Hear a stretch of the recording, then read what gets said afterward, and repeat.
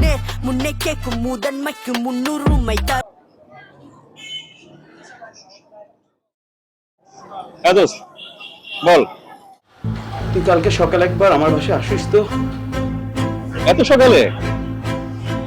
আরে এত সকালে কেন, কি হয়েছে? আরে না, তেমন কিছু না, তোর আসতে বলছি, তুই সকালে আয়। আচ্ছা ঠিক আছে, আমি আসবো। আচ্ছা আচ্ছা, ওকে ওকে, ঠিক আছে দোস্ত, ওকে।